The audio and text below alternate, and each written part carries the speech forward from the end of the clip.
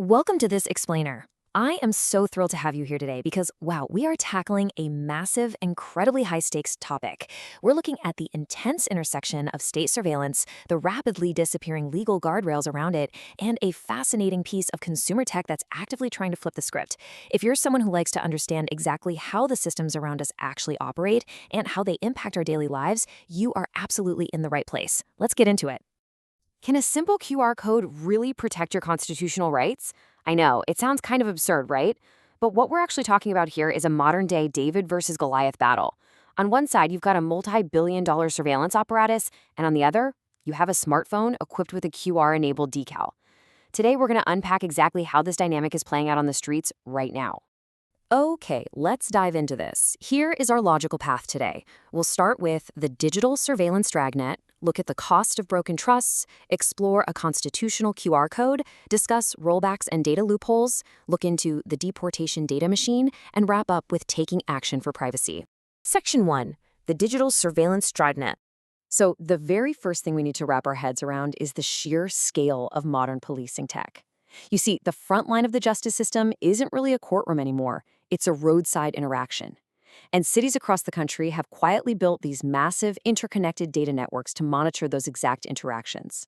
To put that into perspective, in the year 2025, in the city of San Diego alone, officers conducted a staggering 244,000 searches in an automated license plate reader database operated by a vendor called Flock Safety. Every passing vehicle is photographed, stored, and made searchable, often shared across totally different jurisdictions. That data dragnet is cast incredibly wide. And it's not just license plates, it's our faces. The source material points to a really sobering reality regarding facial recognition tech. Nationwide, there are at least 10 known cases where someone was wrongly arrested just because of a faulty facial recognition match. And what's absolutely critical to note from the data is the explicit overlap here. Every single one of those known wrongful arrests involved a Black person. So the technology has some serious flaws, and the consequences of those flaws are literally life-altering. Section 2. Cost of broken trust. And this brilliantly illustrates what happens when human discretion leads to bias. There is a massive societal and financial fallout. Based on the reports, Black individuals are 6 times more likely to experience police misconduct compared to white individuals. They're twice as likely to face the threat or use of force, and nearly 3 times more likely to be killed by police. These aren't just abstract numbers. They represent a deep, systemic fracture in the interactions between law enforcement and the communities they're supposed to serve. Now, this fracture has a literal price tag, $3.2 billion. That is the estimated annual cost of police misconduct settlements in the United States alone. Cities are paying out hundreds of millions of dollars to settle these cases. And compounding this whole crisis of trust is the fact that in 35% of reported incidents, critical body camera footage is just mysteriously missing. Well, when you lack accountability, trust completely evaporates. Section 3. A constitutional QR code.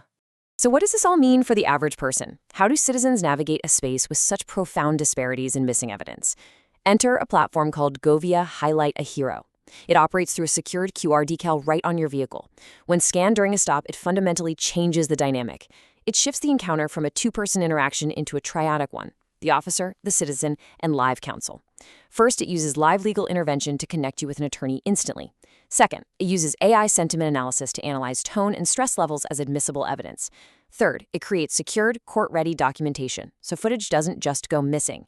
And fourth, importantly, it includes a Highlight a Hero feature to positively recognize outstanding police conduct.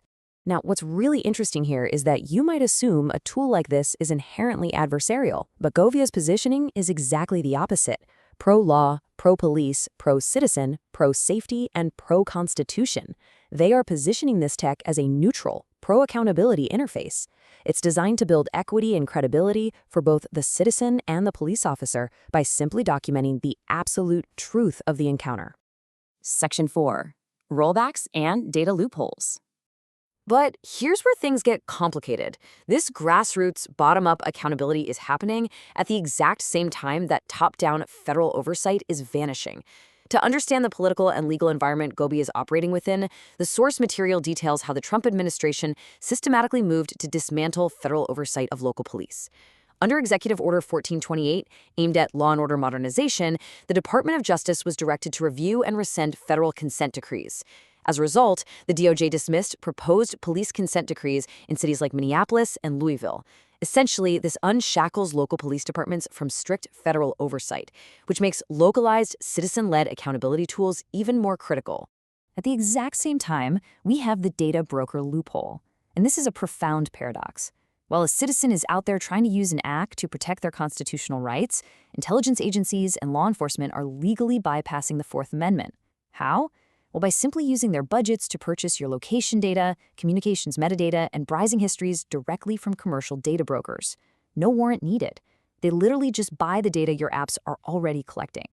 Let's move along and see how this builds into a larger legislative deadlock. Looking at Section 702 of the Foreign Intelligence Surveillance Act, or FISA, the timeline is absolutely crucial. In June 2026, the Senate deadlocked on extending this act, with a bipartisan coalition demanding warrant requirements to search Americans' data. But then, by March 2027, despite the congressional deadlock, a secret FISA court stepped in and renewed the program's authorization anyway. The legislative urgency is real, but the surveillance apparatus just keeps finding ways to sustain itself. Section 5. The Deportation Data Machine.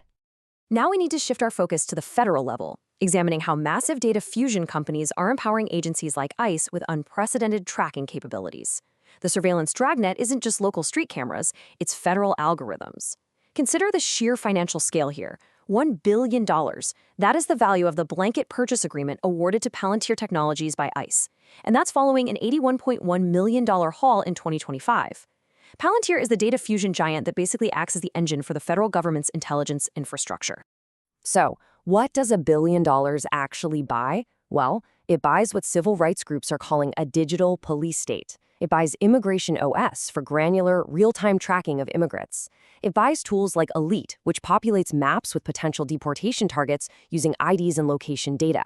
And it fuses with local tools like those Flux safety cameras we mentioned earlier, leading to this clear mission creep, where local license plate readers are suddenly being used for federal background checks. It is an overwhelming fused network of constant observation. Section 6. Taking action for privacy. Now, if you're feeling a bit overwhelmed by the sheer scale of all this, I completely understand. But the source material pivots to specific actionable steps. Short of moving to an off-grid cabin in the woods, let's look at your personal digital hygiene, things you can do today. Number 1, communicate through end-to-end encrypted messaging apps like Signal. Number 2, disable your location services whenever possible. And if you need true isolation, consider using a Faraday bag for your devices to block all signals. And number 3, adopt privacy-focused browsers and search engines. You really have to minimize the digital footprint you leave behind for data brokers to sell. So the crucial point is that personal steps are only part of the equation. Technology like GoVia alone isn't going to just magically fix the whole system. Systemic, political, and legal action is mandatory. The source guidelines suggest urging Congress to close the data broker loophole. They recommend contacting representatives to demand a FISA Section 702 warrant requirement, pushing for state-level privacy laws, which, by the way, 19 states already had by 2026, and supporting civil liberties organizations doing the heavy lifting in the courts, like the ACLU and the Electronic Frontier Foundation. And that brings us to what GoVia calls the Truthmode imperative. As we've seen, GoVia is not a magic bullet. An app cannot single-handedly reverse decades of systemic bias, and it certainly can't restore the federal consent decrees that have been abandoned. But in an era where legal guardrails are being actively dismantled, real-time, verifiable, democratized documentation might just be the last remaining check on power. It puts the evidence directly into the hands of everyday citizens.